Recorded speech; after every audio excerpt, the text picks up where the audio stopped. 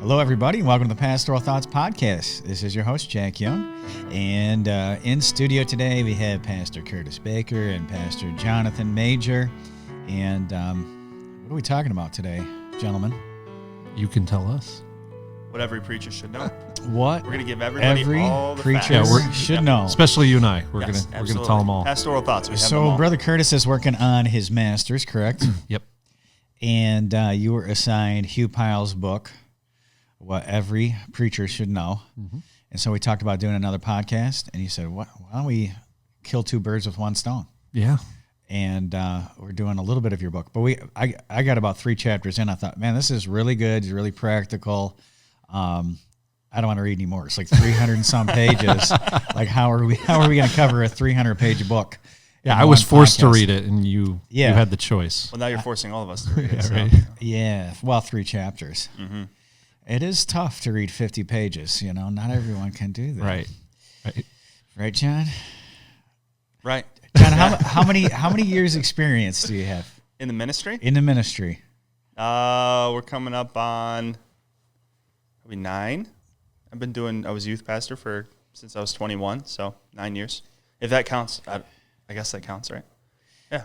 You were self-appointed youth pastor, essentially? Yeah, it's kind of. Kind of so like handed off. No, I was appointed by our previous pastor. Then I was fired because, I don't know. So you put someone else in charge, and then you showed up. You showed up, and you said, "Who runs the teens?" And I said, "I do." I do. Yeah, obviously, I'm the youth pastor. I'm the youth pastor, and fake it till you make it, man. That's been fantastic. Doing it ever Amen. since. And I was talking to Jonathan. He was talking about going away to Bible college, and I was like, "Do you have any love interests, John?" And he said, "Not really." And I was like, "What does not really mean?" And he was working at Paulina. He hadn't broken down her will yet to get her to say yes, but he finally did, got married. Wear her down, yep. He is far more of a man with Paulina as his spouse, and they're a great team. Let's say most of us 9 years, outstanding job. Filled in for me a couple Sundays ago. I was out of town, filled in. And I think when you're a young preacher, too, people give you, like, the benefit of, they give you, like, they're rooting for you. Yeah, they're rooting for you, and John did a fantastic job. Knocked it out of the park. I preached for 57 minutes, which was not my intention. That's a long time. I thought it was quick, and then I got done. I looked at the live stream, like, oh, snap. He was telling me beforehand, we were traveling somewhere, he's telling me about his sermon, and I thought, he might not have enough time to do all that. But it was John chapter number 11. I mean, it was the entirety of the chapter. But no, he did a great job, captivated everybody. I had several people, without me asking, how did John do? I didn't have to do that. I said, just so you know, John did a great job. It was really clear, and yada, yada. So he did a good job. Brother Curtis, you've had many years in the ministry. Tell us a little bit about your background. Well, most of them were assistant or associate. That counts. We'll count that. It counts. Yes. It counts. So I was a principal of a school. I was the associate pastor, ran the junior church, ran the Sunday school classes, division, if you will. Yeah, the superintendent there. And then, I've been doing that really since I was 18, which is a long time, but I wasn't really ordained except for like the last 10 years or so. So, and like you said, I'm going for my master's, almost done with that. So I'm excited to be done. You've been senior pastor for how long now? Senior pastor for this, so in April will be my 3rd full year. Yeah, congratulations. Wow, that goes pretty fast. Yeah. It does, yeah. It's like that was yesterday. Well, it goes fast and slow, doesn't it? For you? Yeah. You're living it 24/7. Yeah. Depends on the season. For your people, I think it goes by really fast for them because they're just going by Sundays. Mm-hmm. You're going by 7 days a week. In the middle of the week, it seems really slow. And then, you get to the Sunday and everything moves faster, especially when you get to the busy seasons, the summers or the holiday times near the end of the year. It just flies by. Oh, yeah. Wow. So we're talking about on this episode, again, what every preacher should know. And there's 3 different topics. One is a starting point. And it wasn't, I've pastored 2 different churches, so I've had 2 different starting points in ministries. And, John getting in the youth group here. But yourself, you've recently in the last 3 years, so this is fresh in your memory, starting point. And then we're going to talk about the squeezing the most out of the day, scheduling in the ministry because you are your own boss. Essentially, it's similar. If someone asked me at the gym, like, so what's your week? So what is it like to be a pastor? So it's like kind of like running a small business, and then also it's kind of like running a farm as well. You got a lot of sheep to take care of, and so you're talking about squeezing the most out of the day. Most pastors are going to be writing their own schedule, and they're going to have to determine what's the right priorities, where to put in the time, and then the third topic is going to be the worship service, and talking about just polishing the worship service and some practicalities about that. And so our little guidebook was written, I think, in 1981. You remember? I don't. I'm certain it was the 80s. So Dr. Hugh Pyle pastored down in Florida in Haines. Was it Haines City? I don't remember. Whatever, John. I'm reading this book for a class, and I don't remember any of it. No, you only remember the valid details. That one doesn't matter. Yeah, I don't. We were talking a little bit before the podcast. I'm not too familiar with him in particular as to who he was or his ministry or anything like that. I'd heard of him. We did have to use that book. That is my textbook right there from when I was in Bible college. Panama City, Florida. You see the Central Baptist Church. Central Baptist Church, and do you see the copyright date on that? I think it was in the 80s. So there's 1981.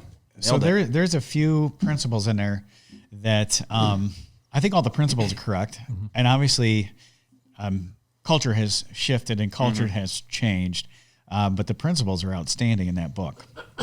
So where should we start? The starting point. Let's start at the starting point. Key takeaways, impressions, fellas. I'll let you go. Me? I don't want to talk too much. Yeah, you go, John. Yeah, well, I'm the one who has the least experience, so I have the least to add here. But I like what he said. There was a lot of stuff in there. Less about getting your philosophies across, less about trying to impose your will, and more about getting to know the people and really investing in relationships. I think especially with teenagers, one of the things I saw growing up was a lot of people coming in and saying, all right, I'm going to whip you into shape. I'm going to make you into something you're supposed to be. And teenagers can smell that coming a mile away, and I'm not going to, they shut right down when you do that. And so it was important to me when I started just to let them know that I love them, that I cared for them, that they were important. You invest in people, and they what they say, people don't care how much you know until they know how much you care. So yeah, 100%. That's kind of what I took away from the beginning there, is just like making sure to prioritize the right things, and that's people. How about you, Brother Curtis? I mean, this is fresh on you. You've only been there 3 years, so they say the first 2 years is a honeymoon period. Yeah. Sometimes it's shorter. Yeah. Sometimes it's a year. Is that true? Honeymoon? I mean, like, so it's an interesting. So it depends. I think it depends on the pastor that you're taking. In my particular case, the church was without a pastor for 3 years. So it's really hard to disappoint them.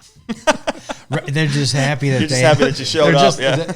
I genuinely, they're just excited to have a pastor who cares. And but some of the best advice I had gotten before I read this book, and it was consistent with the book, was your job when you first get there is not to just make the church into exactly what you imagine the church should be on day one. Amen. There's people there. There's people there that have been there. This was their church far longer than it was ever your church.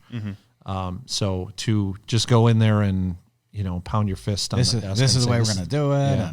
And how you've been doing it for the last 50 years is wrong. Right. Yeah, right. And I did challenge them at some points. Like they would say things like, well, this is how we've always done it. And I said, that's fine, but we should also make sure that this lines up biblically with what the structure the Bible says.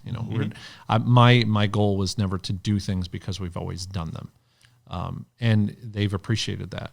When you have that level of honesty, I think that's a huge key with people when you first get there. They don't want a guy that's going to be this young pastor that knows everything and tells them they've done everything wrong their whole lives. They want a guy that's going to continue their ministry. Yeah. And maybe it shifts and maybe it changes and they're okay with that, but they want their ministry to continue, not start over. The humility goes a long way. Yeah. Yeah, so my background, I started in 2005 full-time ministry, so I'm up to 20 years. I should be smarter. But but the first church I went to in Michigan, I did have the opportunity to be an interim pastor as a good group of people, and we always averaged over 100 on Sunday mornings, between 120, 150, and I had a good turnaround. And Sunday night, I remember some Sunday nights we'd have over 100. Most of the time it would be about 80. So you had a good, strong core group of people. There was people come out to Thursday night sewing, Saturday morning visitation. There was 2 different bus routes. So it was a pretty stable church. And I had the opportunity to be the interim pastor there for a year. And I was the young guy, the fresh kid. And we actually had 5 families join that year. And I just didn't mess up too bad. I think that was it. But I mean, because the mechanism was already built. Mm-hmm. Sometimes guys like want to give themselves credit when they didn't build the machinery. Mm-hmm. I was just at the helm of the machinery. And I knew that I was burning a candle at both ends. So I'm like, they asked different people that asked me to be a pastor, like, no, I can't do it. But they got a guy in, and it was they rolled out the red carpet for him, and came there, and he was like changing everything right away, spending, we had a good surplus. I mean, we didn't spend money when I was interim. Good surplus, like spend it right down on stuff which I thought didn't need to be done, and then wanted to get this built and that built, trying to get a mortgage off the church. Ended up 25 families leaving the church. Wow. And I thought, man, if that guy just would have came in and did nothing for the first 2 years, but just loved the people and preached. And it's a hard enough change for a congregation, just having somebody different behind the pulpit every Sunday, especially if you're changing from pastor to pastor, or like in your case, you're like, oh, thank God we got a pastor. That's a big enough change for people, the personality change. And so, you don't need to come in there beating your chest. You just come in there and love the people. I know I was asked when I came here, the other church that I pastored had 2 members that were both young ladies that were in their 20s. I could have done anything. Yeah. And it was like, go ahead. And then it was a military congregation. So if I said, hey, we're going to build a 100-foot tower on top of the church, like, yeah, go for it, preacher. We're behind you. Because they're going to be gone we'll do in 2 it for years. you. It's a new church every 3 months, right? Yeah. So you have a high turnover rate. And the average family would stay for 2 years. But then coming here, we have it's a legacy church. There's a lot of people that have been in it. Some, like John's parents, have been in it from the beginning. So I was asked when I came, what I would change. I said, well, I like everything I see, and I don't know exactly why you do the things that you do, so I'm not going to say I'm going to change anything. We'll just come in, and as ideas come, and John will testify, I kept most everything pretty much the same, just implemented.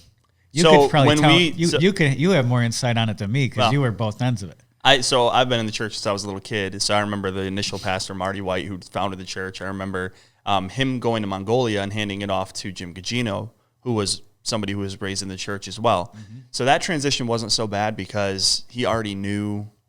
He was already part of the church. Right. He was already a part. He wasn't going to change much because, he had different ideas and stuff like that, but most people already knew him and were comfortable with him. But then when you came, I really appreciated it because it's a scary time bringing a new pastor in. And very scary. There's a big potential for culture shifts, and there were people that left, but I think most of them that left for reasons that we would qualify as like, well, all right, if you want that's not what we're doing. I can tell you what they say. Yeah. So hold your thought just for a second. You'll lose 15% of a congregation when you go to it. Yeah, that's fair. Yeah. That's fair. Well, I know a lot of people. I'm thankful I did not experience that. Right. Yeah. Well, probably the 15% had already gone. That's true. Yeah. Right. Yeah. And I think the 15% in our case were people who wanted to see the church go in a different direction. They wanted change, but not in a good way necessarily. And so, hey, more power to you. Go to a church that does that, but that's not what we do here. Mm-hmm. And so when you came, I really appreciated the fact that not much changed. And I remember you telling me, like, well, it's kind of like you're walking into somebody else's house. Yeah, like what am I you're the going to do? stepdad Start or rearranging something. stuff and moving I like stuff. the couch over there. Yeah, exactly. Right first when you walk in. So there were changes, and I'm thankful for the changes. But you took time. More like let's do this program. Well, you took time to make sure people recognize you as their pastor, made sure they know you, made sure you knew them. We were all comfortable, and then you can start implementing changes. But the relational thing was the most important thing right off the bat. Big. What there was an interim pastor before me at the church I'm at now, and as soon as he was named the interim pastor, he immediately started preaching messages about how we're going to change the Bible that we're using. We're going to change the name of the church. We're going to change nice this and that, and they went into the kitchen. They just started throwing things out that people were using in the kitchen on a regular basis because they didn't like him, and they're telling me this story. And in reality, when I first got there, they were petrified that I was going to do the very same thing. Sure. And they were immediately relieved when they realized I'm not doing that. Yeah. Some people are looking for a throne and a dominion, and they think that if you're a pastor, you rule over people. But no, you're a servant. You're a shepherd. I like what you said when you said when you're talking about what your day is like as a pastor.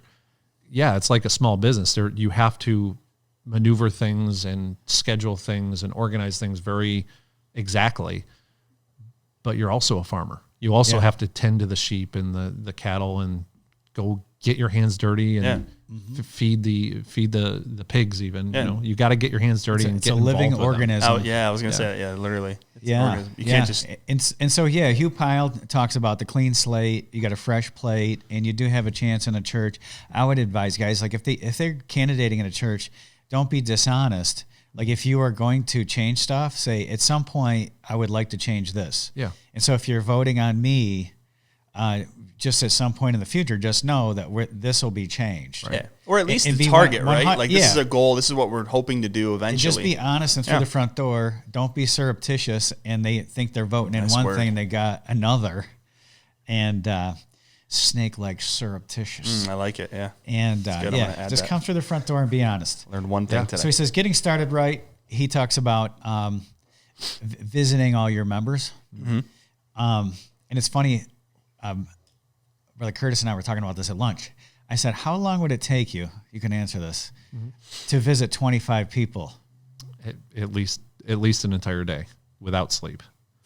Oh, so 24 hours? Yeah. So you have to drive, especially with a smaller church where I'm at. True. Yeah. From his vantage point, I don't know too much about his ministry, but it could have been, especially in the 80s, that he's walking down the street and hitting Florida, 15 members in 15 houses. Mm-hmm. Right. So that might be different from where he is, but where I'm at, if I want to do 4 visits in a day, that's legitimately, I have to block off 4 hours of my day. Yeah. And I was telling him when I first took the pastorate, I had someone advise me. They said that when you first take your pastorate, you want to, for at least the first month, and I think I read this in a different book too. I think Jack Hyle says this in one of his books. Maybe he does, but it was actually somebody else too. Every single week he'd visit every single member. His whole, wait, what? In a very small church. Oh, in a small church, yeah. Like the first couple churches that he took. So but I think there's maybe a little different culture in, back in the 40s and 50s than today, where you can drop in and they give you a cup of, pie and coffee and you say, see you later. I saw this in Alaska. It was amazing. Like people would stop into the missionary's house and have a cup of coffee like all throughout the day.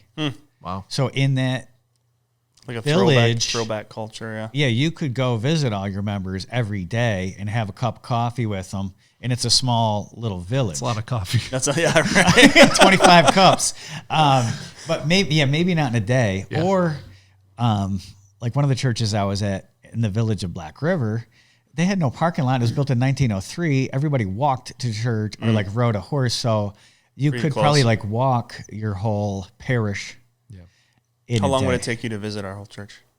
It'd take weeks and months. Yeah. So not only that, but catching people at home too.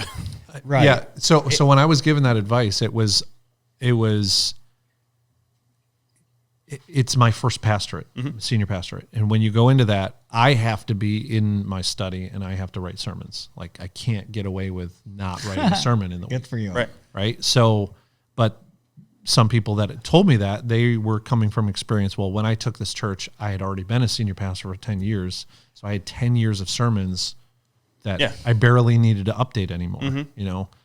So it's a little bit different when you take your I would first not church. want to be under that preacher. Let me just dust this off right here. Yeah, it'll be good enough. If you have to start from Go on the file. absolute fresh, it's a little bit different than if you got something in the background. I definitely agree with you. If you're a young preacher, it is going to take you a long time to prepare messages. You are going to be faster at it when you do get older in the ministry. Like we're not doing any material that I've done before or can remember in my mind. But it's not so overwhelming. Yeah. You get a as process, when I first right? started. Yeah. Yep. There's a process and your overall knowledge over studying for so But many I years. think there was an era too where there was a shallowness in the preaching, which I would rather, if I'm going to invite somebody to church, have something to give them when they come Sunday, and I want it to be like I have been in the Word Absolutely. during that week. So there's probably some philosophical differences. Also, I think, again, I talk church theory. I hate to flap my gums too much, but in the 50s and 60s and 70s, and for instance, when Hugh Pyle was building his churches, it was the baby boomer era, and he had mushrooming communities who were Probably in Florida especially, evangelical or evangelicals already, or mainline denomination, or even Roman Catholic. And so a lot like Jerry Falwell would knock 100 doors every single day. And he would tell his preacher boys, these knuckles have knocked every single door in Lynchburg. Wow. And all his assistant pastors knocked 100 doors every day. So he had like 4 or 5 assistant pastors. They're knocking 500 doors a day. It's amazing. And I don't know anybody. That's a lot of doors, period. Yeah. Anybody who does that today. Yeah. I just think that there was Different culture. In that day and age too. You had door-to-door salesmen that were professionals and fed their families off, and that was a common thing. Right? Yeah. So it's a little bit different culture. We were talking about this a little bit at lunch. So instead of making the 25 visits a week, let's say that you're making 3 or 4 a week, 5 a week, and then you're doing some canvassing of different areas and things like that, and then you're doing your studying and your hospital visits and paying the bills and janitorial jobs and all this stuff. If you're the one person at the church, Usually it's cleaning my office because I made a mess. Okay, yeah, you're the messiest person that goes to your church. But let me ask you guys, how can you touch base with people in like an efficient and effective way? How can you maximize that? I know how you do it. How do I do it? So throughout the week, not so much ever since I've been working. He kind of just checks me off the list. I see John, whatever. But I know before I was working here, a lot of times I'd get like a random text or something he saw that he really liked or whatever. And I know you do this where if you find something that you're like, I'm going to send it to so-and-so, you go through your list of people and like, who would appreciate this? Or how can I just let them know that my pastor is like part of my life? You know what I mean? Like he's there. He's interested. If somebody has something going on, Yeah. text them, say, hey, and you got to be honest, you got to actually do it. Hey, I'm praying for you today. Yep. Like if someone has a job interview or whatever. Yep. And so texting is a beautiful way to just give somebody like a little pat on the back. Yep. And say, hey, thinking about you, praying. With praying our about you. Tell the anecdote about somebody who wasn't visiting, because I've done the same thing. Somebody wasn't visiting too frequently, but you had a young adult. Oh yeah. This is a funny one. So they were inconsistent in their attendance. Okay. And so I think about them pray for them and stuff. And then we would have an event going on in the church. I'm like, hey, you know what? It would be really good if we can get so-and-so there. Yeah. So I'd pull up my phone and I'd send them a little text message saying, hey, it'd be really good to see you. We're having this event, not mentioning how they haven't been in church or anything, but I'd just say, hey, it'd be good to see you. And I'd press send. And then I would realize that the last 4 or 5 messages I sent them were all basically the same thing, inviting them out to a particular I've had event. that same sinking feeling before because we'll have like some event, like the men's meat feast coming up. And I'm like going down all the list of men, and then I send somebody one. I'm like, the only time I contact that person last year is to like sell them on some event that we have. And so I'm trying not to be a salesman, but be a shepherd. Yeah. So touching base with people. Yeah, and phone calls are good too. One of the things I did when I came here and it helped, and people thought I had photographic memory, it wasn't because of that, is pray over the list of your church people. And then if you meet somebody, write their name down on that prayer list. Yep. And once you start, I stole it from you, huh? No, it was I in the read book. up- No, it was in the book. I love that. How he said, like, you know, if you're at somebody's home and they mention something, he's like, try and remember, like, Put it on they put it got on an the prayer uncle list. that's got this, or they Yeah. got a whatever. Yeah. And, like, that's a big deal. And so, so when I came here praying over the prayer list, you know, I would know everybody's name in the family. And I thought, oh man, he's really good. Well, I'm not really good at names, but I've been praying for all the people that are here. And so that's important for people when they get a new pastor, is that he knows like our names, he knows the kids' names, he knows about us. Yeah. And he made mention when you visit people, and this is part of that, is like, it's not about you, just ask them about themselves. And people, there's no sound as sweet as your own name. Yeah. And so when somebody says your name, like especially our pastor in Oklahoma City, they had a church of 2,000. He met Julie and I one time, and the next time we saw him in church, it was busy. So I want to say it was several weeks later. We've been attending. He's like, hey, Jack. Hey, Julie.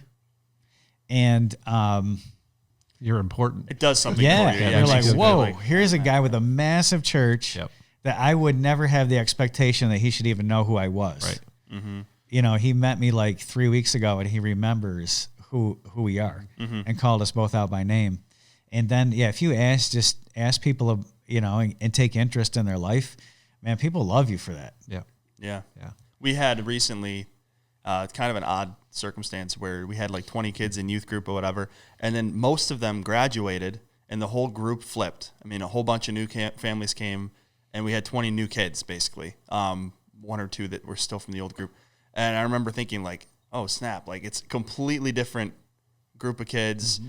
And one of the things that I did with the other kids, I had a list of them that I prayed over with their birthdays on it. And one of the girls, Rachel McKee, is really good about remembering everyone's birthday. And I was like, I have to do that. So we have a group chat for events and stuff like that. And I've recently been, like, I put it in my phone. If it's somebody's birthday, I got to send it, That's whatever. great. And so, like, I think little things like that, just people knowing that, like, like, I've only been here for a couple months, and you know my name, you know my birthday, or, We had a guy give a testimony like a month ago in prayer meeting about how that he'd been away from the Lord, been out of church, and it was like the birthday card that the church sent him. Oh, really? Was like the tipping point for him to come back. Oh, that's cool. Really? All right, that's a sign from God. I'm going back. Interesting. Yeah. And I bet Little things. Yeah, I bet he'd been gone for 3 years or longer. We're still sending him a birthday card. No, it boils down to love too. Yeah. I mean, if you love people and you care about them, you're going to do things that show that and prove it. So Yeah. So something that I had difficulty, we had talked about, like when you go on visits and stuff, like how long it takes you to do that. And one of the things that I do, I actually use two different apps or web apps, whatever you want to call them, that help me with this. So one is called Soul Winning App. It's literally just called Soul Winning App. Wow. And I like this app because it's specially designed for churches, and you actually can I use it also for canvassing, so you can make a map with the streets you want to do and mark them off as you go, and there's actually visual representation of what you've done and what you haven't. But beyond that, it allows you to input your contacts. So in there, I have all of my contacts for the church. That's awesome. And if I want to visit 3 or 4 of them, I can put them in my list to visit for the day, and it makes a route for me, and it optimizes the route. So it says, well, if you're starting from church, you selling this? no, it's a good app. So when one of our sponsors, because when I first started doing it, I'd be like, all right, I get a list, and then I'd be like, all right, I want to go see so and so, and I'm just going alphabetically or basically by their town, and you type in their address on your phone or whatever, and it takes you, we're going to Macedon, but we're going to that side of Macedon, and then the next house is on that side of Macedon, and so when I found this app, I was like, this Soul Winning app. It really changed how I did that, because now I'm like, okay, now I know the total driving time it's going to take me to do this. I can, and I know roughly how long the visit. So you could even select all the people from your church and see where all the pins are, and then it does that too. Cool. Yeah, you awesome. can just see the map, and it just shows you where everybody is, and say, "Oh, yeah, I'm going to do this clump of people today." That's amazing. And you know, They it didn't takes have that in the 80s. No, they didn't. So you can take. It takes a little bit of time to do that, to like set it up for the day, but that's, you know, just an item list on your list of things to do for the week. I need to see so and so and 3 other people. Optimize your map. Okay, on Thursday or Friday or whatever your day is. Okay, I need to make sure I have 2 hours and I can visit these 3 people. One thing I love that Pastor Jack does, and I'd never seen anyone do this before, but when he started doing visitation here when he first came, we would always stop at like Panera Bread or Dunkin' or something before and get like a little, if we were visiting 4 people, he'd get a little bag with muffins in for each of them. And what that does is, like, people nowadays are really weird about, like, usually the old folks will let you come in and sit down and talk, and they really appreciate it. They're but called if you the elderly. I'm sorry, yeah. Well, I'm young, so whatever, I can say that. But anybody like my age or, you know, middle age, a lot of times busy, people they are got weird. plans, They're, pastor, they don't have people into their house. right, we're not ready. We weren't even awake. It's like a sanctuary in their house. Exactly, no one's right. allowed We're in very there. private. So what Sometimes it does, the kids are not allowed in there. yeah, right. So what it does is he gets to the door. You know, they're obviously busy. You can tell it by the way they're acting. They really appreciate you coming, but they don't want you to come in. Sure. And you don't want to waste that or make them feel bad. So he says, hey, we just brought you muffins. We're just thinking of you. Good to see you, and we'll hopefully see you Sunday. And done. I mean, Yeah. We did that up at Fort Drum because we go on the fort, and we did have a bunch of families that lived together. Like lived in the same area, not lived together. Commune. They had a nice commune there in the fort. And so it would be like sometimes 6 or 8 people. And this is when we had babies. Right. You know, our kids were babies, and we would go buy Panera Bread and get like however many, like dozen bagels or whatever for every one of those families that lived on Drum.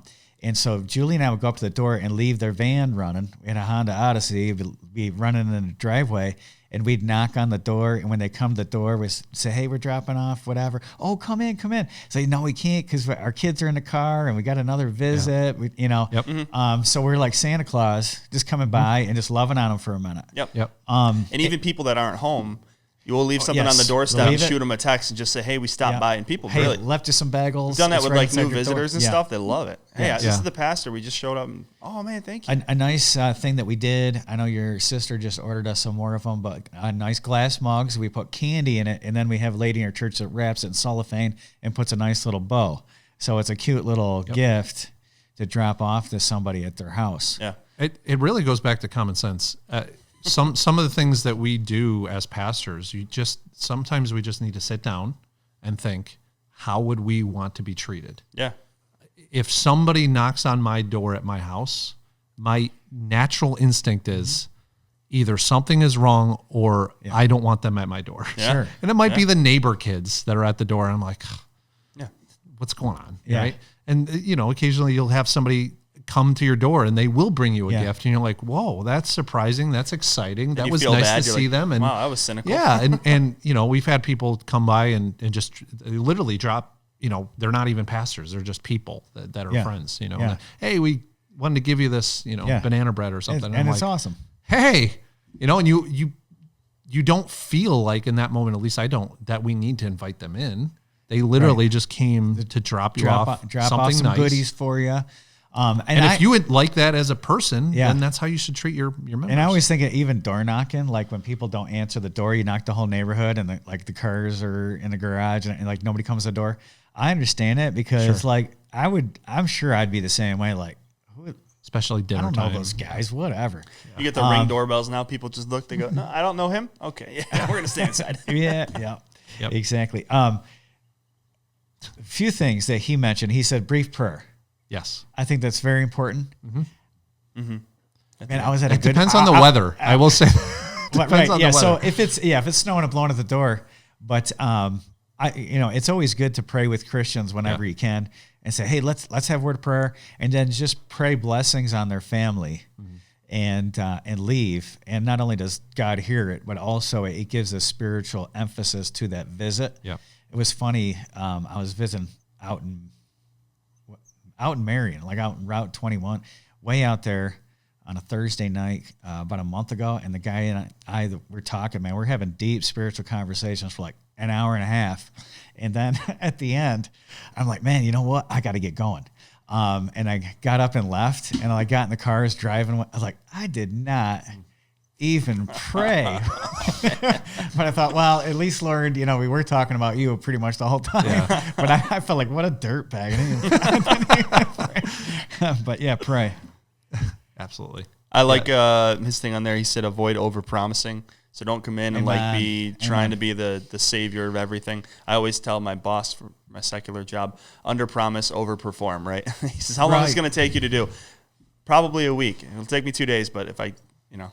I think there's two. Go ahead. My first deacons meeting I had after they hired me, I said, I sat him down, and I had a few things I want to talk to him about, but the first thing I said was, which is, it sounds weird because sounds like a question you would ask your pastor, but I said, where do you see this church in 5 years? That's good. And I said, where do you see it in 3 years? Like, what ministries would you want to see happening here? And they were taken back by it because I think most people don't think in that way. You know, everything's fine. This isn't right? just the pastor's church. This is your church. You're a part of this just as much as I am. Yeah. So if you come in, there's two things. Like Brother Jonathan said, don't promise some golden age, because people are going to remember your promises and hold you accountable like they should. So you said that if we did this is going to be the result. We're going to have a Pentecost. Right. Mm-hmm. And the church is going to double and whatever, and there's less of us now than there was a year ago. Right. And then also, I'd be very careful, because I know a lot of pastorates, and I'd taken one pastorate, not this one, where the previous administration was not good. Don't be overly critical of the fraternity of pastors, and if stuff comes up, I wouldn't dogpile on that guy, and then I wouldn't blame all your problems, even if they are the last person, because you're setting up a precedent of criticism. You're telling him it's okay to critique the pastor. So I would add to that. You many times you actually have to shut them down from ripping down their previous pastors. Yeah. So like, especially if it was a bad situation of them leaving. Oh, they did this or that. And if it was moral, that is sad. Sure. That's a shame. And we better make sure that you and I don't end up that way, right? Right. So end it that way, or move on and highlight. And God did use them. Exactly. Blah, blah, blah, the reason you're here is because they were here. Yeah. So you can't ignore that. Right. Yeah. Absolutely. All right. Well, squeezing the most out of the day. We talked just a touch on priorities. A lot of naps. Yes, very much rest. A lot of coffee, a lot of naps. One of my favorite jokes for my pastor friends. There's a couple. If I call them, I'll call them 11 or something. And be like, hey, I didn't call too early, did I? and if somebody asked me that, I'd be like, yeah, that's all right. I'm about to take a nap anyway. But here's what he has for a daily schedule. A sample daily schedule. 6 a.m. Bible reading and prayer. 7:30 a.m. breakfast and family Bible reading. 9:15 church office, open mail, dictate letters. Dictate letters. Those were the days. Yeah, right. Now voice to text. Yeah. 10 a.m. study time. And then he has 1:15 study time, answer mail. 3 p.m. visitation hospital calls. 5:30 p.m. dinner with family. 7:30 p.m. visitation, board meetings, or prayer meetings. And so your day might look a little bit different in the ministry, but there'd be very many days that start at 6 and end at 9 o'clock at night. Yep. People don't realize that. I mean, it might be like Tuesday night, I was up in Black River doing a funeral at 6 p.m., and we got back at 10:30. Yesterday, I was up here I got here at 9 or a little after 9, and what time did we leave? 9:30? So that's a 12-hour day. Today will be a little bit shorter, but there's something going on. We'll be at that men's thing tomorrow night. You coming to that men's thing? No, man, we won't be able to make it. You lost your man card? We have a men's thing the next morning, though. Card? We have the men's thing the next morning. Okay. So. Yeah, I'm bailing on the Monday or on the Saturday morning. I'm going to do visitation instead. Oh, okay. But again, it's the spiritual. So in 4 nights, okay, 3 of them were 12+ hour days, and so it's funny when people joke about, pastor being so easy. Like, yeah, man, I know about 25 churches in the state of New York looking for a pastor. We need to get you a church, man. So I would retire into especially pastor. Especially for somebody first getting into the pastorate, I would be cautious with looking at a schedule like this. This schedule is written by a man that was pastoring a large church. This is written by a pastor. Well, at the time he was writing, he was an evangelist, but this is a guy that had many years of experience, and he had from what I could tell, a pretty good testimony. I would say in my position, most days are not going to look like this. What would your day look like? My day, usually I like to have my work done by dinner time. If that means I got to wake up a little bit earlier in the morning to do that, then I do that. And the reason I do that is because I got 3 young kids at home that need their dad. Mm-hmm. And I got a young wife that needs her husband. So if a young pastor goes in the pastorate and says, every morning I must be up doing 6 o'clock Bible reading, and then every evening I must be doing visitation. I think that's just an example. Sure. And I'm not saying he is like that, or was like that. But what I'm saying is, sometimes I know when I was younger and reading books like this, I was very impressionable. Yeah. And I would see like, the pastor should work 18 hours a day. And if he's not, then there's something wrong, right? Yeah, and so when I first got in as senior pastor, it was almost eye-opening, like, I am spending not enough time with my family. Mm-hmm. Were there times that you felt, and there's always going to be a tension in the ministry between some priorities. Yes. I think if you have your priorities right, then your time will be spent right, and you are your own boss. And so it makes me sick when I hear myself or internal voice blaming other people for how busy I am. Yes, because I'm the boss. Mm-hmm. Like I can say, hey, next week, John, I'm not coming in.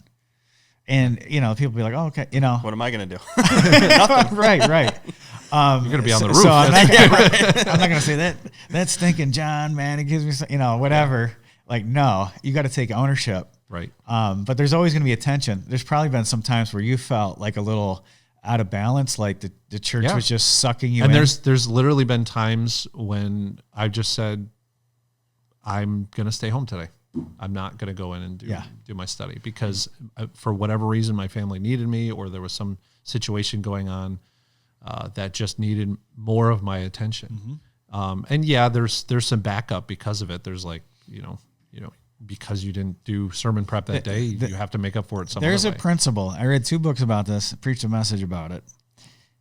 And then I read another book about it after the fact. I did those 2 things, but it's about the principle of Sabbath. So I think that, and this is in Paul Chappell's book, we're going through this, is that you should have a hard day off, like 24-hour break, just shut down. And then obviously some weeks you can't do that because, again, you have livestock, you got sheep, and your sheep need you at that time. Yep.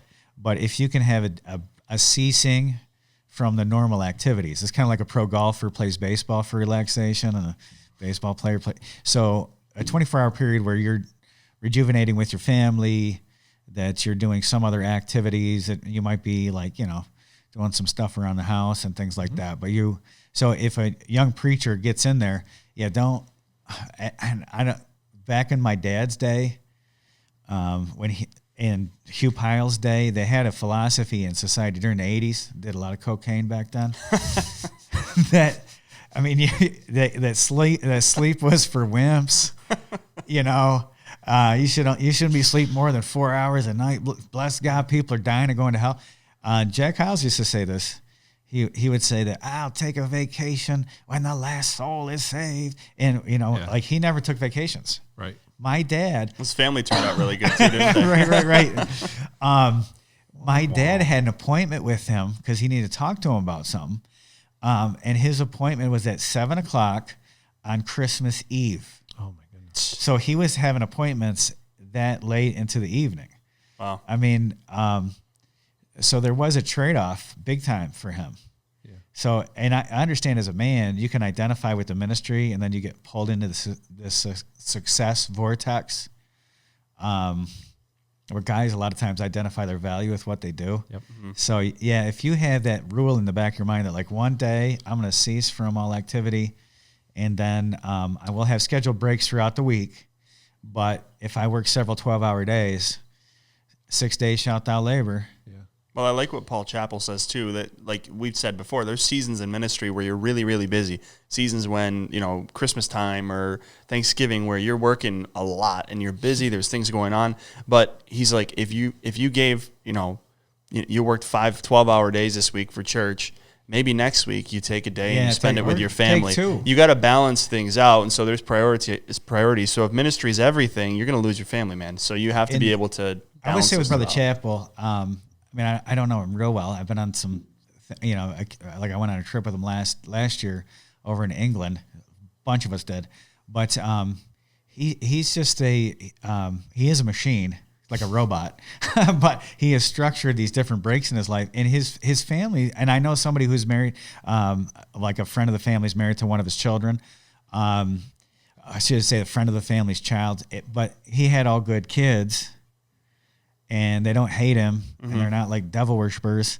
And so he was able to build that great ministry, and he had scheduled breaks where they always did family vacations. I'm a big believer in family vacations. Or some guys do sit like Sabbaths, where they would take like a month off. Some churches, not Busey Baptist churches, but a lot of churches for a pastor every 7 years they get a sabbatical. So you get like 3 months off. The big dogs, some of the big dogs, they'll get up to almost a year off. Wow. Yeah. You want a year off, Curtis? I don't need that right now. Okay. So that was one of the struggles being a young parent and a young pastor. Yeah. For me was looking at these established pastors for so long and seeing this list and saying, I have to live up to that every single day. I know the pressure too, and it's like I heard all these stories about how many hundreds of doors they were knocking. Yep. When we moved to Black River, I weighed 220 pounds. And we had 10,000 door hangers and 10,000 tricks. Again, we had like 2 members. And it's funny, both of them, they always went sewing. And then there was another lady that started coming with 6 kids, and they'd all start coming sewing. But I went from 220 pounds down to like 180, I think 179. Dude. Because I was walking so much door to door. So 40 pounds? Yes. You would look unhealthy at 179. I was thin. Yeah. Yeah, and then as the church filled up, so did I. And I filled back out. But I mean, I was like just running. Yeah. Well, hard. I know what Curtis is saying too with children.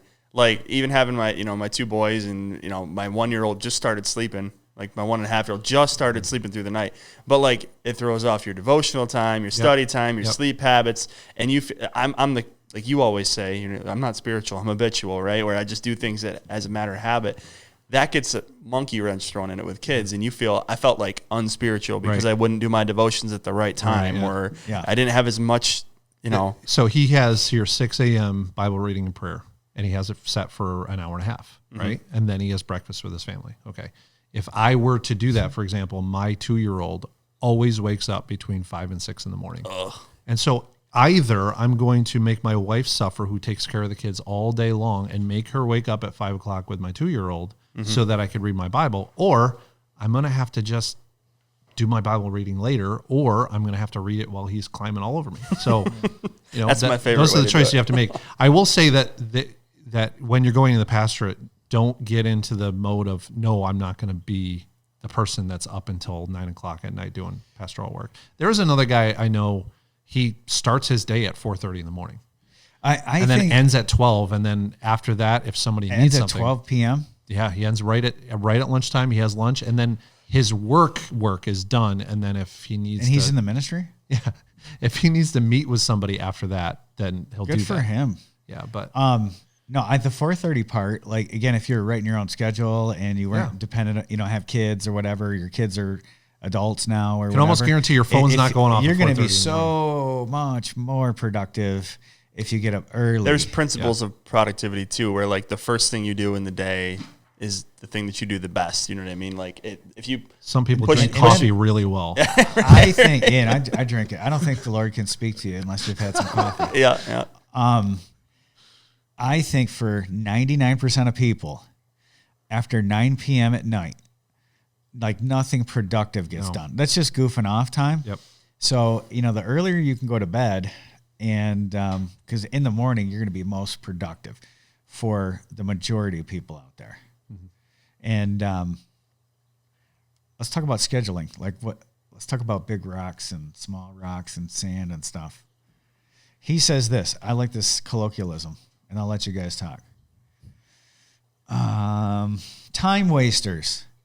I have this thing by this guy, Brandon Bouchard, and he writes this book, High Performance Habits of Highly Successful People. Like, he coaches like Oprah and stuff like that. I mean, he's got big clients.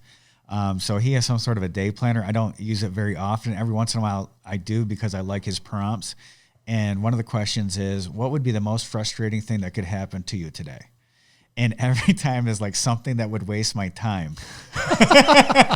Because I'm like really about schedule, and my schedule is my boss. Yeah. And I will bow down to my master. I mean, that is my boss. Now, if something bigger comes and I have the right priorities, that can't be done, pushed out of the way. But time wasters, you have to be careful about in the ministry. Sure. So you got to have to understand what your priorities are, and let you guys speak about priorities in the ministry, because you can work 100 hours a week if you want. Yeah. There's people dying, going to hell everywhere. Right.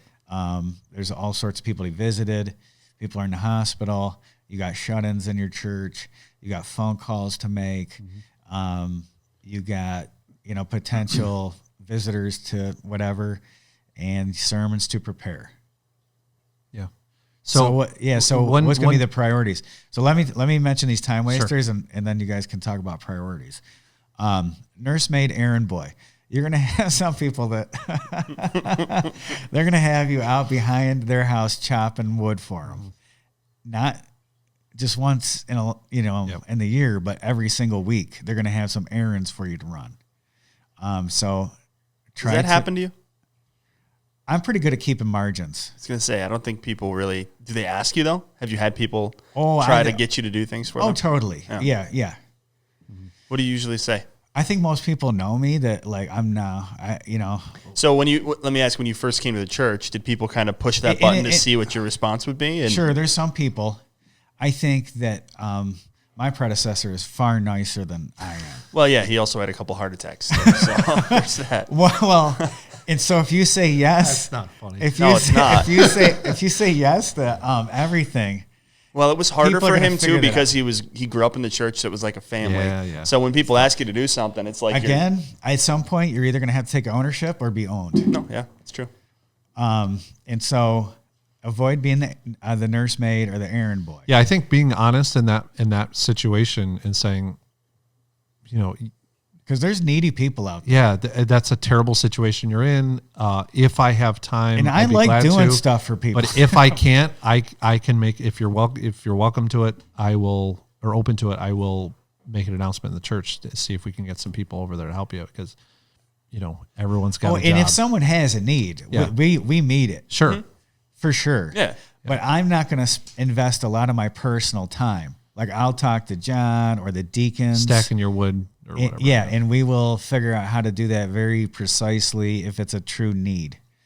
And it's not just an errand. But there's different things. Like, people ask me, for instance, like Evelyn Baker, she's my homegirl. She's, lasted all your jokes. Yeah. So if someone lasted on my jokes on Sunday, I will do them a favor during the week.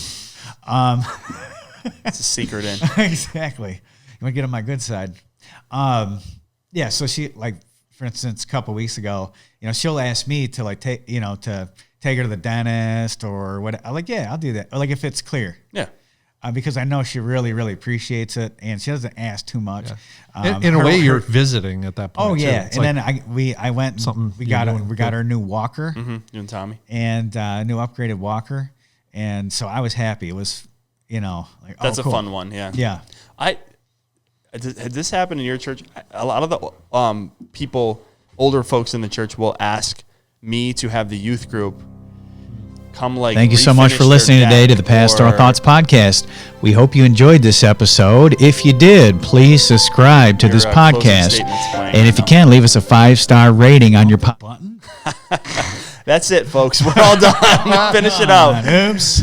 No, but people will ask like them to do things, and I'm like, nah, that's not really a favor. That's more of like It really gets difficult when somebody's moving, right? 'Cause Yeah, they're well, like, oh, not fun. yeah, I don't have a lot of friends, so yeah, let's have the youth group do it. And I mean, Yeah. So Sometimes I you can have help, to but- determine on that. yeah. Right. But ultimately, you have to determine what's a priority. And then he says goofing off. And I think that some guys just goof off. For instance, like I was listening to a panel, and it was at a Shepherd's conference, and it was John MacArthur. And they're talking about, of course, he has sold millions and millions and millions of books, downloaded millions and millions of times his preaching, and has commentary series and yada, yada, yada. And he was asked something about his ability to preach. And he said, you want to know my secret, guys? My rear end does not leave my seat. And so if you have like a lot of stuff to do, isn't it easy to like, rather than do what you really need to do or what you're really worried about, you can do some frivolous activity, and really you're just goofing off. Filler, yeah. And I see some pastors too, like that they might have other people in their church that could do things to free them up to do the best things, and they don't want to be filled up with the best things. They're going to be taking care of frivolous things. Yeah. Well, like a good example of this is I do the financial stuff at the church, and then I also run the youth group. And so I'm preaching 2, sometimes 3 times a week. And then on top of that, logging all the tithes and paying all the bills and everything like that.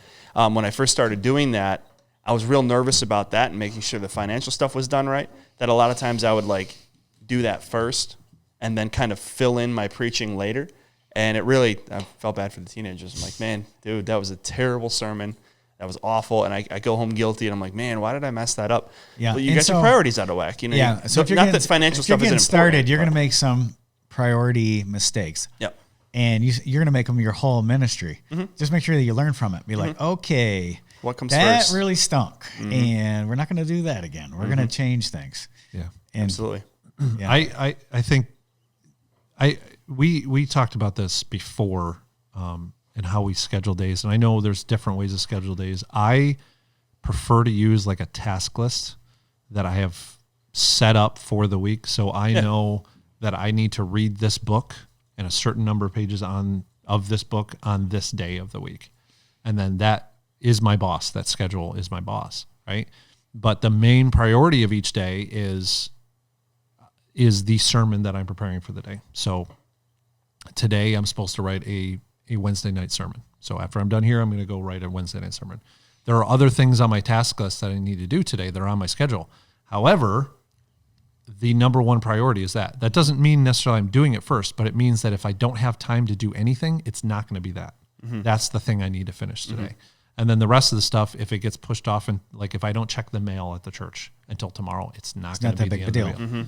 So I can just do you have like a written out list of? So I use a web app again. Okay. This one is called Asana. You and your apps. Yeah, I know. This one's really good because if The last one, I was getting ready to buy it right now.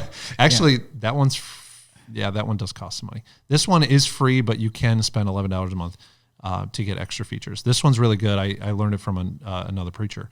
You can set up your task list, and it'll update you and all that stuff, and set the dates. But you can also set a project. So like every year I have to do things for VBS or a missions conference or something like that. I have a portfolio in there that says all the things that I need to accomplish and the dates that I need to accomplish them. So I don't need to think about, okay, June's coming up, I need to figure out what I'm going to do. It's already in there. By May, whatever, I have to book the hotels and then it's just going to show up on my list of things to do the day that I'm supposed to do We've it. said it a few times on the podcast that failure to schedule is like where a lot of the stress comes in the ministry. So like Pastor says it all the time. If you write something down, you don't have to think about it anymore. Yeah. So you're taking the planes out of the sky and putting them Yep. on the tarmac. I have journal in my day planner within reach 24/7. Yeah. Every day, like my satchel is like my purse.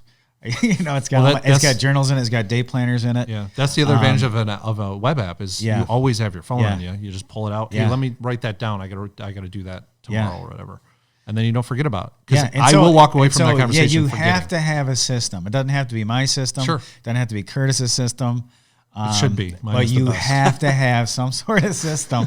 Man, I completely disagree. But I mean, I love paper and I like pens and I like seeing it. But yeah, no, I mean, whatever floats your boat. But I even look at every single week. I have it in a folder over there that I go through, and it has like my priority breakdowns of my walk with God, my family. And then my church family, my role in this church is first as a pastor, and pastors feed the flock, pastors visit the flock, whatever. And then I even have the podcast on there, and the podcast is down the list. It's actually down, it's down number 4, number 5. And so if, I'm going to put less time into this show. Like some people are like, you ought to do this, you ought to do that. Yeah, I'm not a full-time podcast. It's not my job. This doesn't pay any bills, Right. Yeah. So anyway, let's see. Let's talk about the worship service, huh? Let's talk about the worship service. We'll finish up there. Yeah. What do you got in there, I'll John? make one more mention of the last. Oh, yeah. I like the things that he said.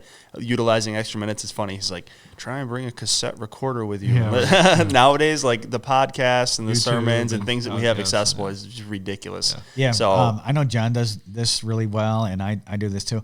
If I'm preaching through text of the Bible, I will download a bunch of other sermons. So like if I'm mowing the lawn or out for a jog or something like that, I will listen to other guys preaching and particularly that text and just hear how they handled that particular text. And so I'm killing two birds with one stone. Yeah. And then that's why it's kind of nice for me. I have a decent drive to work. So if whatever I'm listening to is on YouTube, you put it on 1.5 speed and I'm done with it by the time I pull in. And Brother John and I listen to a lot of good podcasts. We share with each other. A lot of good church educational podcasts that we'll listen to. Yeah. And then I have an Audible account I have for probably 10 years where I get a book a month. It costs me some money, but I've been paying that for a long time.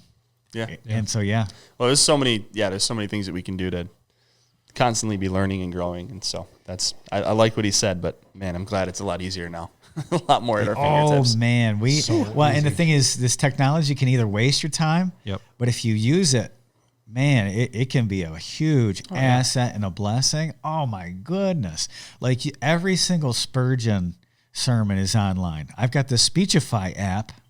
Oh yeah, he really likes this. He's told you about this yet? No. Where he can scan his book pages and it'll read the book to you. It's like my salvation, my marriage, and my Speechify app. Wait, what about your kids? Kids are number 4? My kids are number 4. So wait a minute, you're digitalizing your books? So you can listen to them? He could literally scan. He probably did with Hugh Pyle's book. He probably scanned it and listened to it. I have it scanned in my iPad, and I have AI read it to me. Snoop Dogg read it to him. And guess what these show notes came from? I just said, can you write some show notes from Hugh Pyle's first 3 chapters of his book, What Every Preacher Should Know, and boom. Yep. The 3 pages of like the outline of and the here chapters. I thought you put all this work into it. Yeah, I spent hours on this. That's what he does with his sermons too. Again, I get No, yeah, the technology is amazing. Yeah, it's crazy. It's and the thing is, you think you can use it to be lazy, but it ain't true. Yeah, you can use it to get better. Well, no, you absolutely can use it to be lazy. So if you're a young guy and you listen to one sermon on a text that you're preaching and you say, well, that's perfect, I'm just going to use that. Yeah, that's lazy. That's not going to work. And I know as a young guy, you're tempted to do that, and you think, well, that he said it way better than I ever could. So, but if you're using it to increase your knowledge and you're still relying on the Spirit of God to work through you, then, I mean, you can use it as a tool or you can use it as an excuse to be lazy. Yeah, we could. I don't have time to read, so I'm going to listen to all this stuff on it and figure it out that way. You know what I mean? That's not the way you want to go about it. What are you talking about? Sermon prep. Oh, just listen to someone else preach? Yeah, or like, you can use things to be lazy. You don't want to do the hard work. No, and then the same thing is like, for instance, you could say, ChatGPT, can you Oh my goodness, yeah.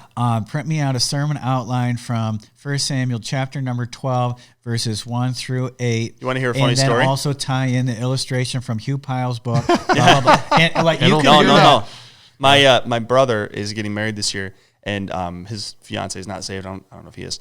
And she was texting me the other day about the wedding or something like that, and she says she knew that I was working at church. What are you doing today? I said, I'm prepping a sermon. Oh, what chapter is it on? And I said, well, why? She goes, I would just use AI. It'd probably work really good. I said, yeah, that doesn't work like that. She typed it into AI, my sermon points and the chapter I was in, and sent it to me. And I was like, snap, that's actually pretty good. But that's not how it works. So and so it's the same thing. You could get a sermon stuff. outline book, and people would think, "Oh man, they're cheating the system. I'm gonna get a sermon outline book." Yeah. But it's gonna be you're gonna be like Joe Biden reading a teleprompter. It's not gonna be good. It's not gonna be organic.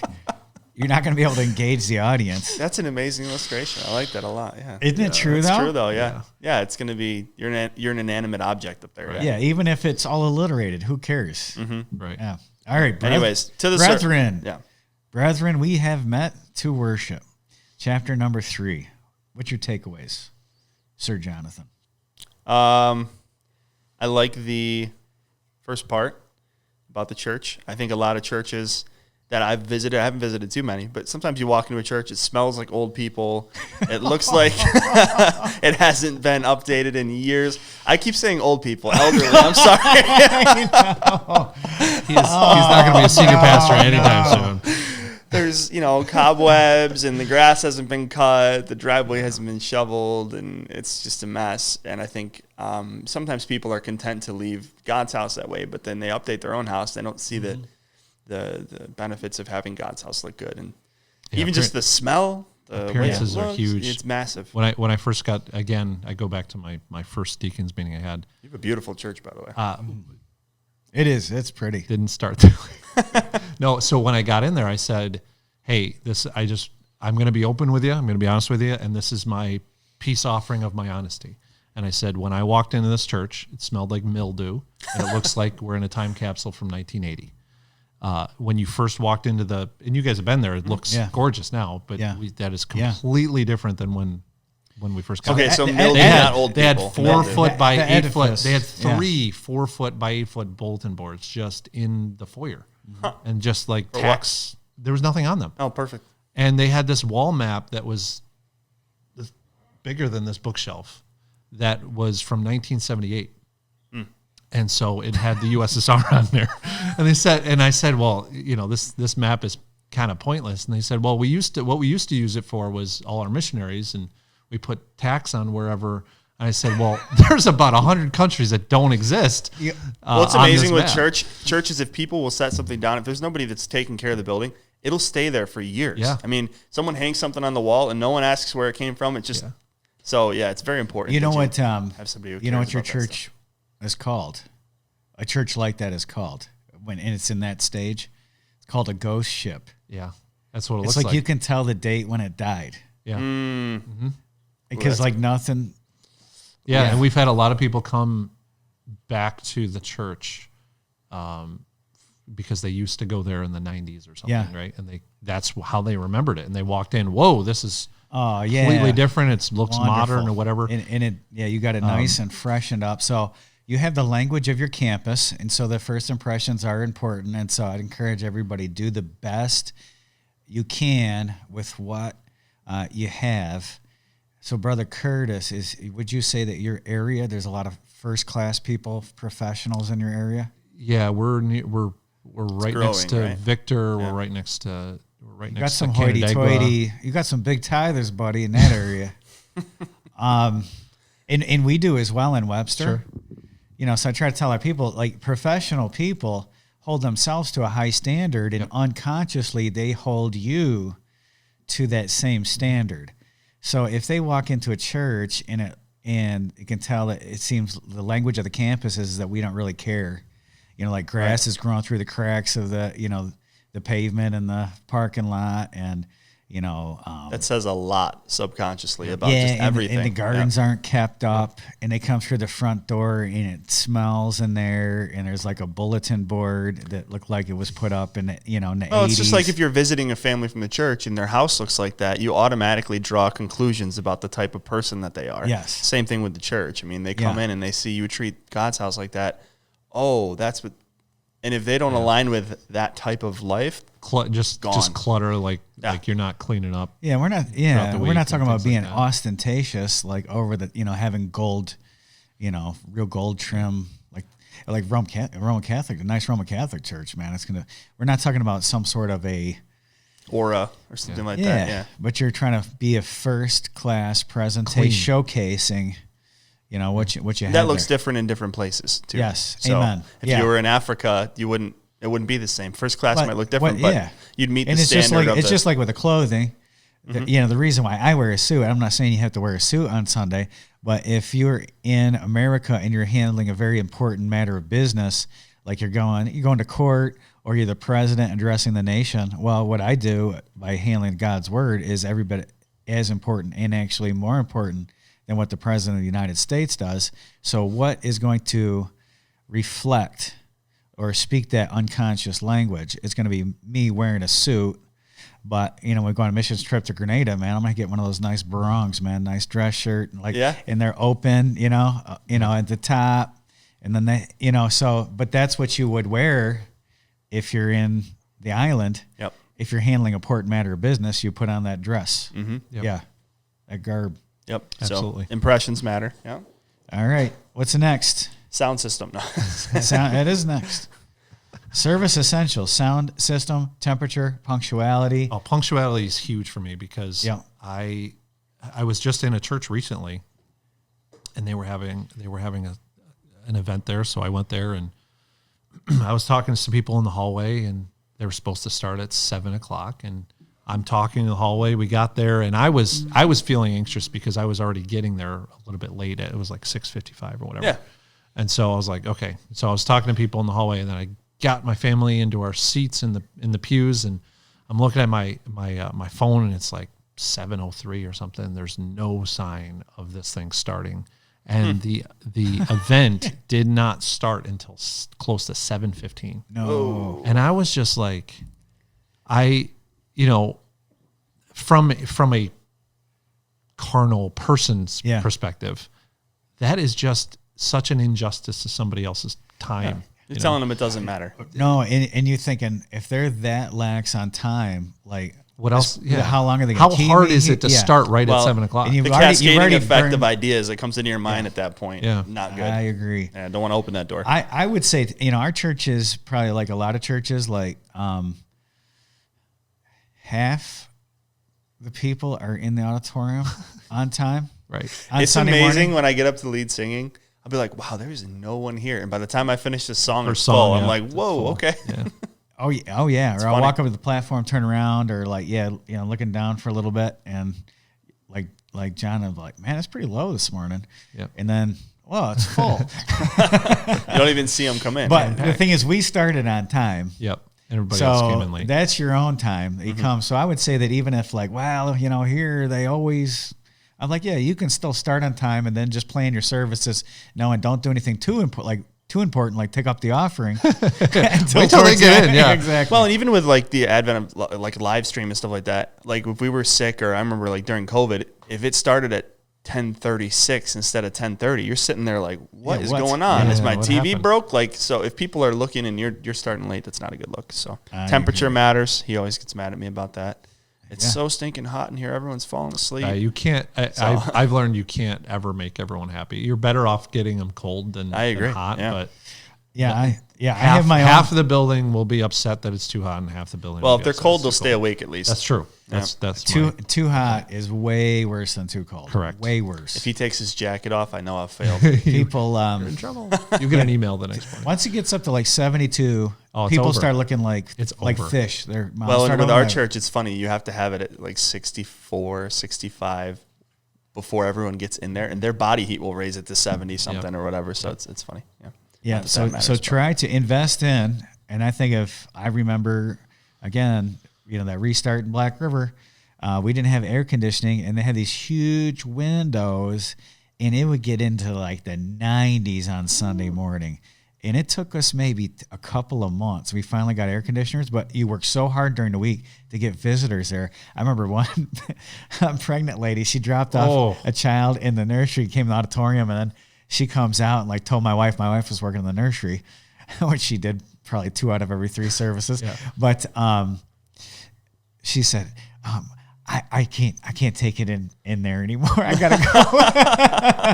And so once we invested in the air conditioning and got it cool in that room, it was so much better. Yeah. It's funny because Charles Spurgeon, man, he waxes eloquent about this in his book, The Preachers.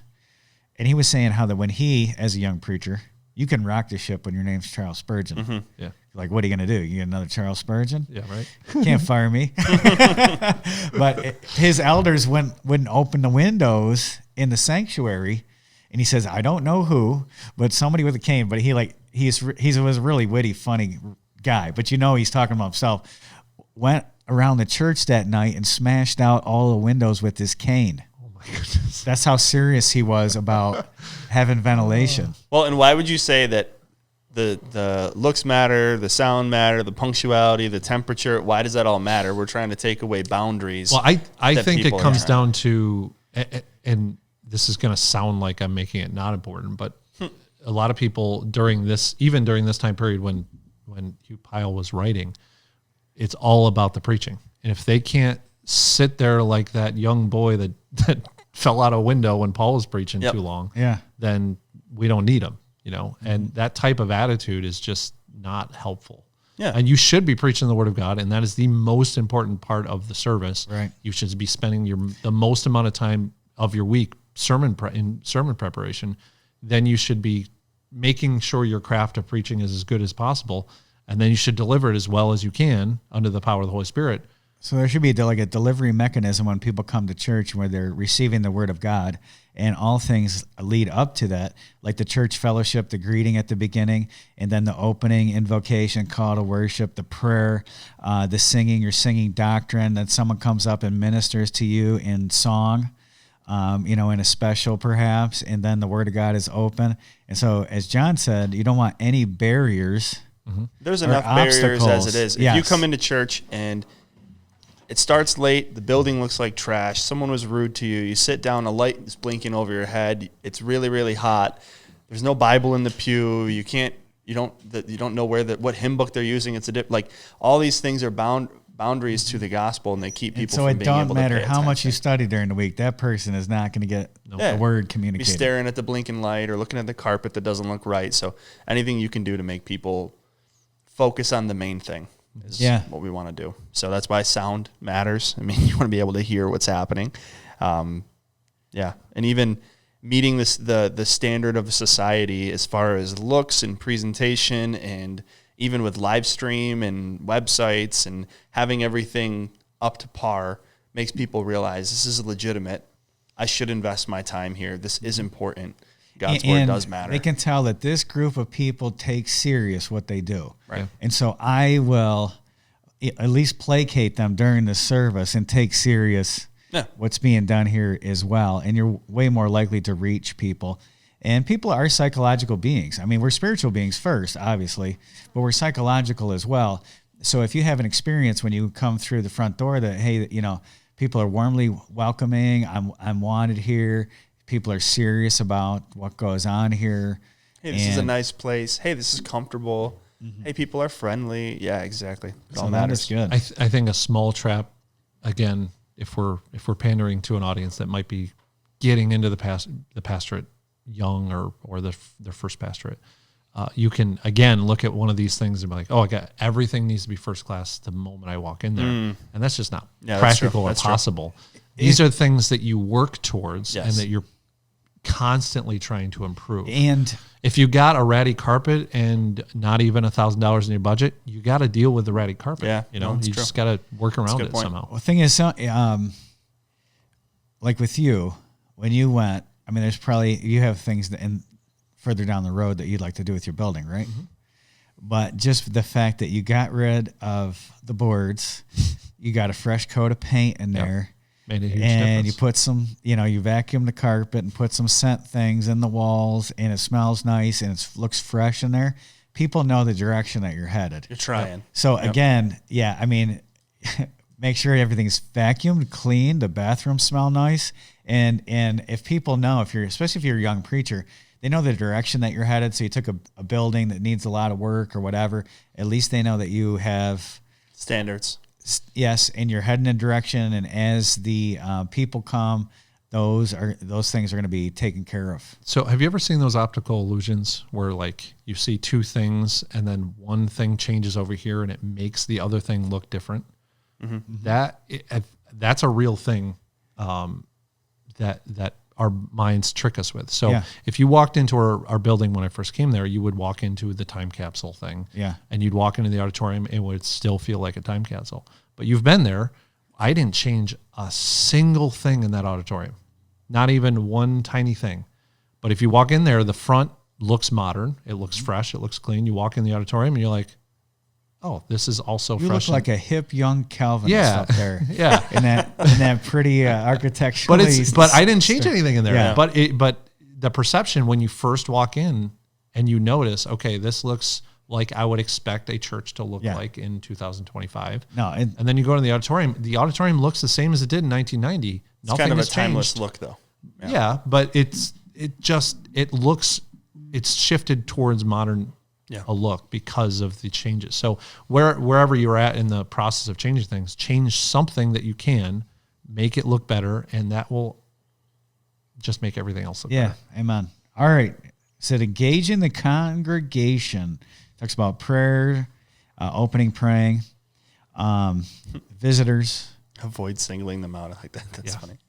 All the visitors, please stand up. We want to clap for you. All through the 80s, man. My dad had a big growing church, Heritage Baptist Church, and every Sunday, if you're visiting with us for the very first time, stand up to your feet, and we want to find out who you are and where you're from. What? And so did they do that over at Southeast?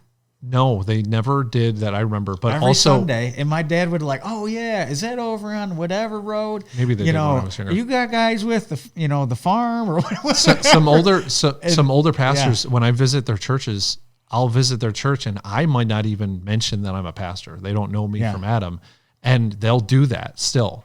And again, it goes back to common sense. I don't want to stand up in front of a congregation of people I don't know.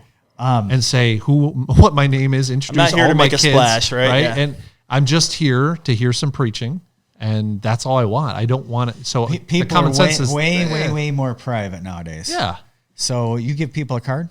Yes. Okay, and we do too. Actually, we have like a little what would you call it? Folder, a little folder. It's not like a full size folder. A little folder. The visitor pack. Yep. We do a gift. Yeah, no, but people probably, if they're listening, don't know. Yeah, it's a visitor pack, but it's in a small folder that and it says welcome on the front.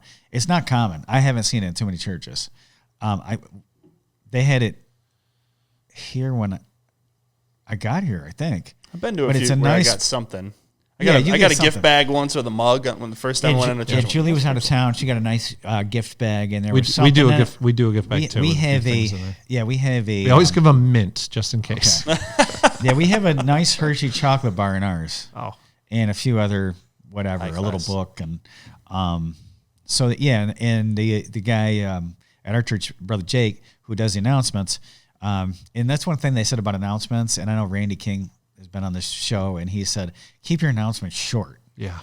And so Jake does a great job because he just gets up there and is like no nonsense. He might have a little quip or something just real quick at the beginning, and he just jumps right in there. Well, what I like too is we have the screen down, and Elizabeth will make a graphic for each one. So when it pops up, nobody's listening most of the time. So you see the graphic. Oh yeah, I forgot about that. On to the next thing. It's kind of leading people along. But yeah, I've heard announcements. Yeah, announcements to me are like. But he'll evil. Yeah. But if you have some personality behind them, then at least it's not breaking your service into two different pieces. Yeah. Before announcements out. I think should be short and quick. Yeah. And then you have to be careful about who you give the announcements to, because then they're going to think they need to be funny or give a devotional thought or good grief. They start preaching. Exactly. And but during that time you say, if you're visiting with us for the first time, if you got one of those packets, if you would drop in your card and offering plate, yada yada. But ask the visitors to drop in their card in the offering plate. So that's what we do here from time to time, and people do turn in those visitor cards. So visitors, optimism, I think that's very important. Enthusiastic and positive, uplifting. Yeah, even when you have not great news, I think it's important as the pastor to like Soften the blow. Yeah, and maybe spin it is the wrong phraseology, but like there is some positive we can get out of this, even though there's some negative thing that's happened that, Yeah, like Paul said, we don't sorrow as those. Sister so-and-so went to be with the Lord this week, and it breaks our heart. She left us, and there's a big hole in this church, but we're happy that she's with the Savior, and we're going to see her, or whatever, or... or if he had to break some sort of bad news about, I got good news and bad news, Bad news is, we're... The roof is off the church, Yep. The good news is we're still going to heaven when we die. Get a new roof. I think optimism is huge, and I think that some pastors may not understand it or know it, but they're just like, there's an aura about them is just like they're negative. Yeah.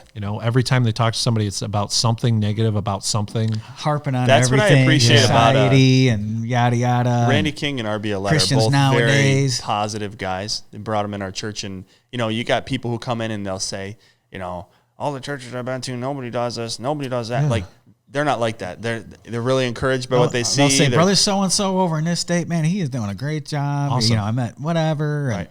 And then, and he's excited about they're excited about the future, even though, they're towards the end of their time. Yeah. here. There's nothing worse than going into a service and listening to the preacher tell you how terrible our American culture is all for an hour. Well, in our exposition, our teaching class here, I remember, Brother Dalton Robertson, and he was saying like that, people listen to the news all the time. They need hope when they come to church. Yeah, they don't need more news. We come and telling them how terrible everything is. You've been watching Fox News, and all that stuff's negative because negative and fear sells. Yep. Mm-hmm. And so you get up and you think you're like the Christian Sean Hannity or something like that, and you're harping on this and that. And like, no, like he says.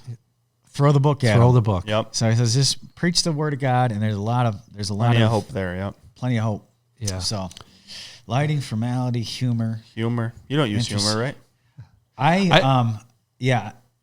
Go ahead, John. What do you have to say about humor? Oh, nothing. I think that humor can be overdone, and it can be too, I don't know, systematic sometimes for preachers. Like I know some preachers, they'll start a sermon with you got to tell 3 jokes. This humongously long joke that lasts about 5 minutes. Then they preach a message that has nothing to do with that joke. Well, but you think for the first half of their message they're going to relate it back to the joke, but it's really not. Like if somebody goes up there, they tell this like mother-in-law joke for 5-6 minutes, and then they preach on the inspiration of the Holy Spirit, love of God, or of the scriptures or something, and you're like, is this still about the mother-in-law thing? I don't understand. So I think I like what he says. It needs to be a natural thing. Yeah. I like to infuse a lot of my humor in just stories that happened. Yeah. The funniest things that ever happened in real life. So right. I got a pretty funny example of this. I know we're going long. Last night we were in 1 Samuel 5 where the Philistines take the Ark of God. That whole story is kind of funny in a way. And even just reading through it, the kids were laughing. Dagon falls down and gets his head and hands chopped off. Then they all get tumors, And then at the end of the story, God's riding back to Israel on a cart all by himself, coming up over the hill. And they're all like, what? It's just a humor. It's a funny story. I mean, there's judgment and terrible stuff going on, too, at the same time. But with the teenagers, too, I've found that there is a line for sure where you go over that line, and now that you've been funny, you can't be serious. So you have to find the spot for your congregation. It's not comedy hour. Yes, exactly. So I would say that you can't have fun, but you need to. In humor, you should look at it as a tool of communicating, keeping people with you. Yes, and so that's how I use it because I get down into the weeds with stuff, but I'll try to keep it light by using humor. My favorite humor you use is when you pull out a pop culture reference that people don't think that you know. Yeah. Or you'll say a line from a song and everyone says, a preacher shouldn't know that. So we're preaching. Yeah. So we're preaching about something in Matthew 13 and end times.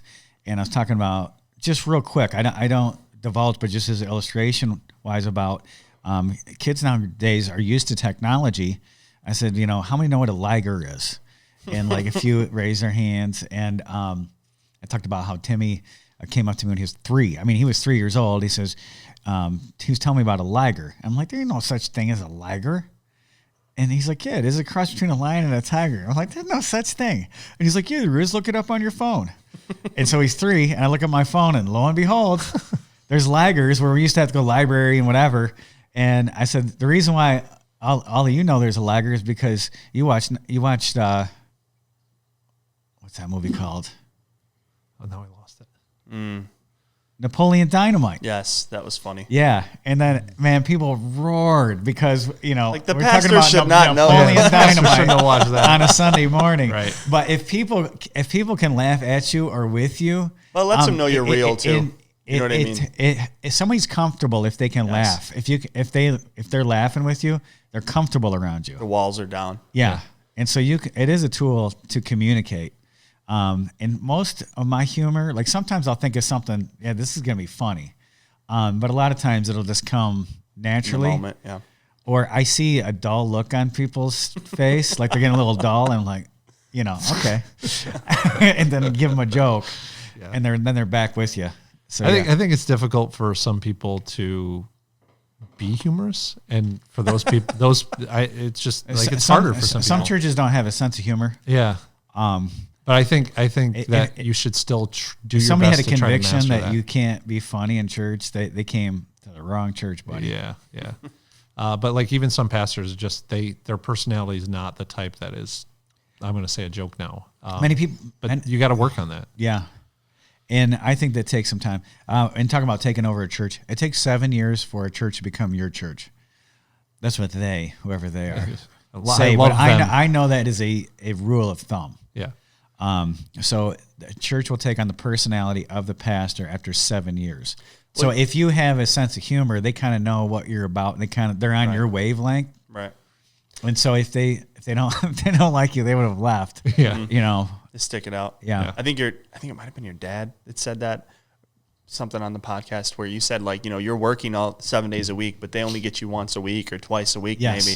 And so it takes 7 years because at the end of the day, you add up those days. For you, it's 365 because you're for there, 24/7. that might have been like 80 times. You know what I mean? 80 times of seeing you and being around you, 80 days. So yeah, it takes for a 1 minute. hour. So Curtis is almost there. He's halfway there. Yeah. Yeah. almost halfway. Yep. Be genuinely interested in people. Genuinely interested. Yeah. Okay. So conclusion, and I'll let you guys have any concluding thoughts, but here's what AI says.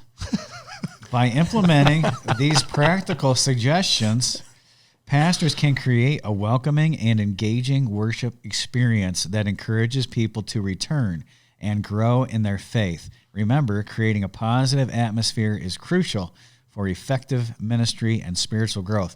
And I would say that was an accurate summary of that chapter. Yeah. Yeah. Yeah. I really do believe that not enough emphasis is put on in different circles, right? So in the circles that we're around, sometimes you walk in there and too much emphasis is put on the looks and the appearance and the way things sound and things like that. And then you get to the preaching, you're like, there's nothing there. Yeah. And then other times you drive into the church and the parking lot's a mess. The building hasn't been painted in 100 years. And you're like, and you go in there and like, this preacher's pretty good, but I wish I could stand the smell in here, or the temperature or whatever. So old people. I think there needs to be a balance there where, and if you're not good at it, if you're not good at seeing those things and noticing those things, then find somebody else that is and say, I need you to just tell me when something needs to be fixed. Yeah. Yeah. Amen. And I think also fresh eyes really help because it's like you see your same building all the time. It's kind of like an old married couple, because you're used to it. Sometime a fellow preacher can help you with, hey, what things should we do to our campus or what, I think that's a great question to ask That's never asked, but that's a great question to ask when you have a visiting pastor and say, "Hey, I trust you. What do you think about this?" Or if we made it look like this, or what is there that you noticed when you first walked in that was a negative experience? Yeah, I've had guys offer me things, and Unsolicited? Okay. Sometimes, and then sometimes asking them. Yeah. Sometimes I don't care to hear their opinion, but if it's a guy like a renowned whatever, I would definitely, because if it was like RB or Randy King, tell me. Mm-hmm. Let's go sit down and talk for a while. That's what the podcast is, just an excuse to have conversations. Right? Yeah, so I can, I weaponize this and ask them hard questions. Yeah. Yeah. Closing thoughts, Brother John. Well, I think it all boils down to what we started with, is that people are the thing that matters. And as you preach, you're preaching with people in mind. As you're ministering, preaching with your people in mind. As you're caring about the building and, the sound or the temperature or whatever, ultimately we're doing it so that people can hear the word of God. And, we have to do it out of a heart of love. And so that's what every preacher should know, I think. Yeah. Amen. Obviously, I Amen. know it all right. so. Now no one has to read the first 3 chapters Yeah. of what every preacher should know, because we covered it for you. Absolutely. But thank you for everybody tuning in. I thought it was some awesome conversation. I love talking about this stuff, and I don't know if anyone likes listening, but They're lost. But thank you, gentlemen, for your input, and I think that helped at least the 3 of us go over the stuff in our minds, and hopefully that helps some of you out there in Radio Land. And until next time, see you guys later. Yeah. Now I'll push the button. Yeah. Thank you so much for watching or listening to the Pastoral Thoughts podcast. We'd love to hear from you. Please reach out to us at pastorthoughtsmail@gmail.com. Also, if you want to check out more about our ministry here, you can visit pastorjack.org. I do have a blog that I do write. I'd love to have you as one of my subscribers there. Also, if you enjoyed this video, please like, subscribe, and share. We'd love to hear from you. Thanks again for listening. God bless you.